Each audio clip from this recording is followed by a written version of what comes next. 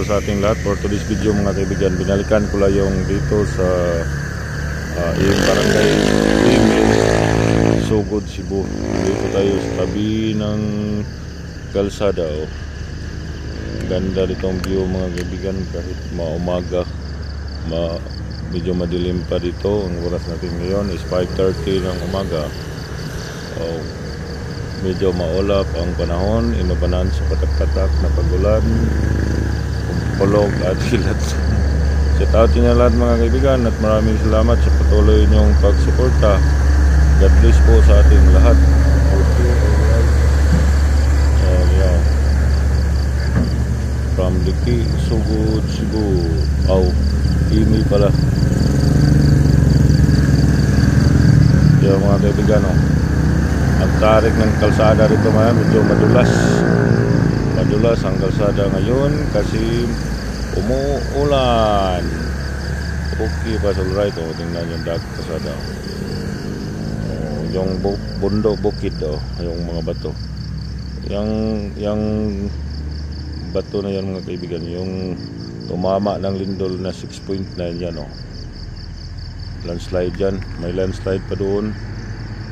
At saka doon sa unahan mga kaibigan, hindi na ako mag video doon kasi pag makapunta ako doon pala straight na yung takbo ko, kasi bukid kasi. Pabutin ko lang to ng 3 minutes. Sa tabi ng yung kasama ko, yung motor ko, Grabis, Yamaha Grabis, yung bago kong kaibigan,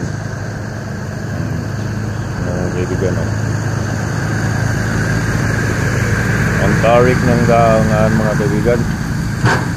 Kung doon sa unahan pang bituka ng manok, ang ganda dito, umaga talaga. Medyo madilim ang kalangitan, nagbanta na naman ang ulan. Shout out sa inyong lahat at maraming salamat sa patuloy inyong pagsuporta mga kaibigan. Tinambahan na ito pang dagdag sa ating mayroong dumaan na airplane airplane dumaan. Dyan dumaan, airplane yan, airplane dumaan. Balik tayo dito sa kagandahan ng ipakita natin ang nature tabi ng kalsada sa Imi, Sugod, Cebu.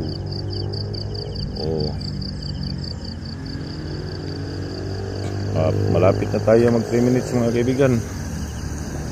Malapit-lapit na. Malapit-lapit na. 3 minutes na tayo mga kaibigan. At hanggang dito na lang sa video na ito mga kaibigan. Maraming salamat sa inyong panonood. God bless po sa ating lahat. See you sa next vlog. Bye bye.